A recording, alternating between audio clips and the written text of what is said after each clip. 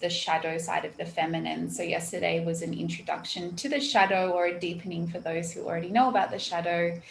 And today we're going to be looking at how a collective shadow that is embodied within the female psyche and within the collective consciousness in general, mostly in relation to our colonized Western consciousness, and how that relates to internalized patriarchy and internalized misogyny within women. So we have patriarchy and we have misogyny, but then there's the internalization of it as well.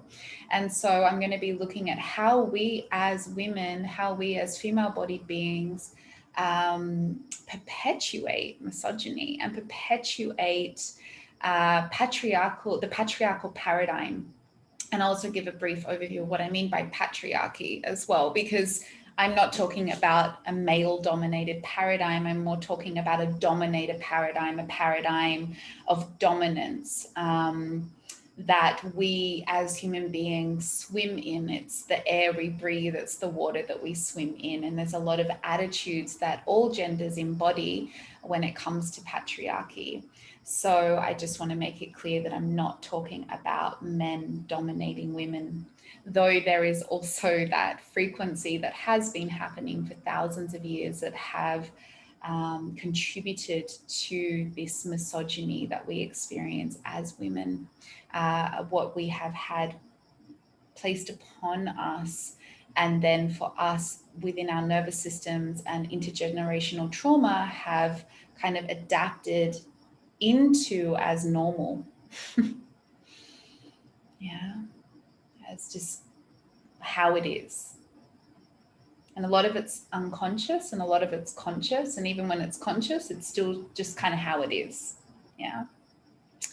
So I'm really passionate about this topic because I think that misogyny, without having that particular framework or language, is what brought me into shadow work at the beginning of my own experience of misogyny around my sexuality and being a woman and what it means to be a woman.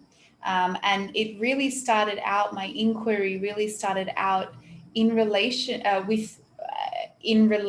to my relationship with other women and my sexuality. So that's where my investigation started, which was a lot around slut shaming. I was slut shamed at 12 years old for having sexual energy and looking older than I was and being fully developed. On my first day of high school, still a virgin, I got called a slut by a group of girls a couple of years older than me. And that was my first experience of misogyny, my first experience of slut shaming. And that carried with me all through my teenage years and my early 20s until I started to integrate and recognize what was going on. And I've written a whole article actually about this on the Somatic Institute website. If you go in journal, I've written an article about my experience and how that led me into healing my relationship with women and stripping and my sexuality. So it's very nuanced, but this is really the core of what has brought me into this work, is how I didn't feel safe around other women to express and celebrate my own sexuality, my own sensuality, my own erotic nature, because it was deemed as a threat. It was deemed unsafe with other women. And that first initial kind of scar of being called a slut at school at so young really created a rupture inside of me that I carried for so long, to the point that the thought of going to women's groups literally gave me diarrhea. Like the idea of being with a group of women was, my whole nervous system just shut down. And I had like different physiological responses around that. And when I moved to Thailand and I was in a particular school that had women's circles, it took me like 6 months to even go to one, because my body literally couldn't get there. So it was clear to me, it was evident to me that I had lots of female friends, but the collective energy of woman just felt really unsafe to my system. And I also carry, family trauma or conditioning around the unsafety of women as well, which I think I've definitely internalized through being in the womb of my mum and some of the experiences that she's gone through, and then also just experiences in general of feeling the threat, jealousy, competition between women, the cattiness between women, the unsafety between women. There's so many elements where women are not allies for each other. And that might not ring true. You might have a very different experience. But in general, there is, in different kind of women's experiences, you can find a sense of unsafety within women, whether that is through competition or threat or jealousy, slut shaming each other. So there is a lot of different layers that we can experience within the family or outside of the family context, within society, culture, religion. And this is sort of the behavior that we just sort of accept as well. That's what's so crazy about it. It's like this Stockholm syndrome to patriarchy that we have. And I was talking with my friend the other day, and this term, this line came up in my head. It's like we as women, we're sleeping with the patriarchy. Yeah.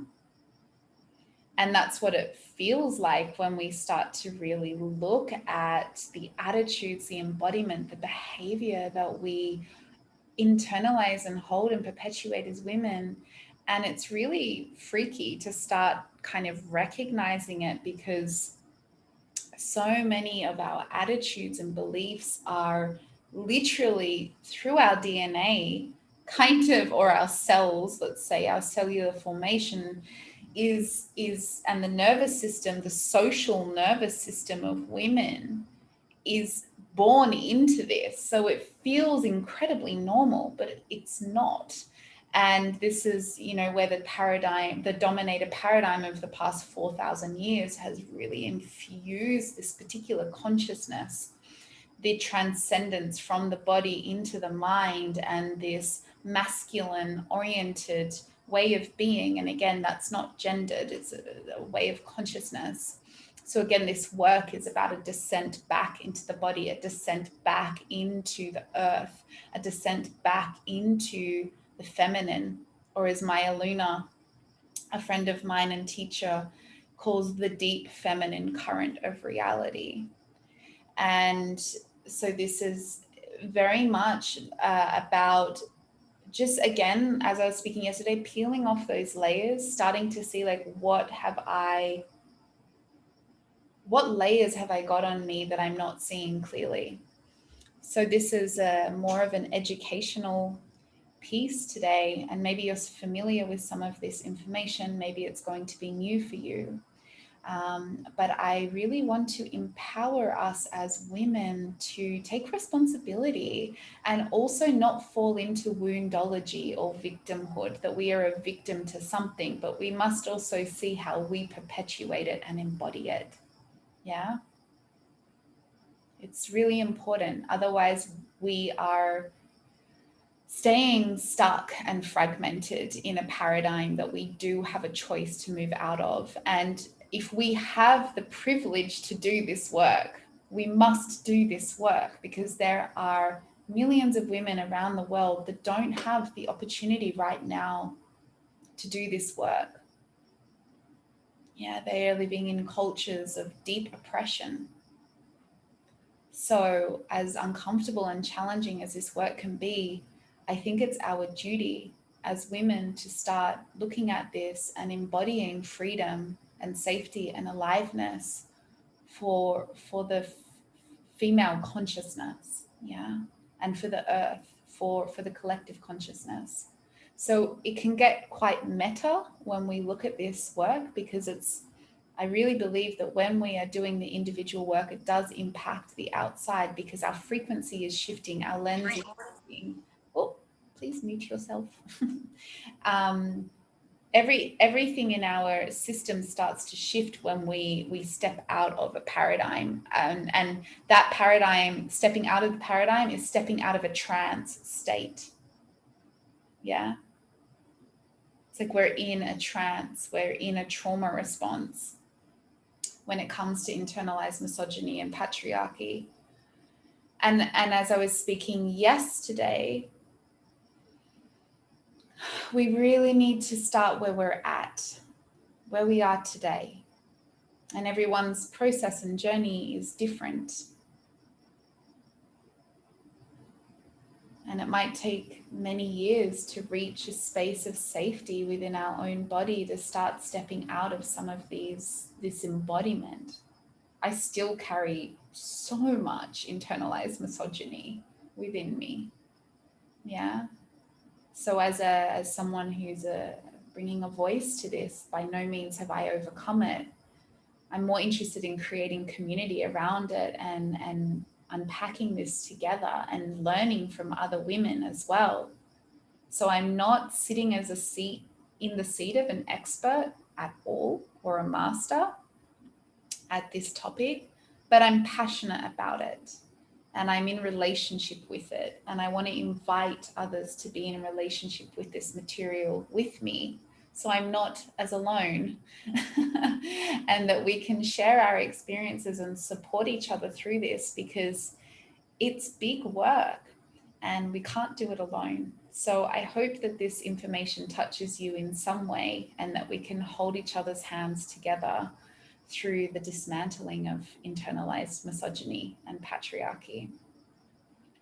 And I'll be touching the tip of the iceberg today. I will be honing in on a specific topic, which is slut shaming and the Madonna horse split. So I'm going to go a bit deeper into sexuality today, because that's very much like the most suppressed part of a woman a lot of the time. But I'll be opening up with the broader concept of internalized misogyny and just looking at some attitudes and beliefs and behaviors that we embody, so we can start to track how this manifests. And then we'll go into honing into this Madonna horse split, which I find is the root of patriarchy, is this Madonna horse split. Let's take a deep breath.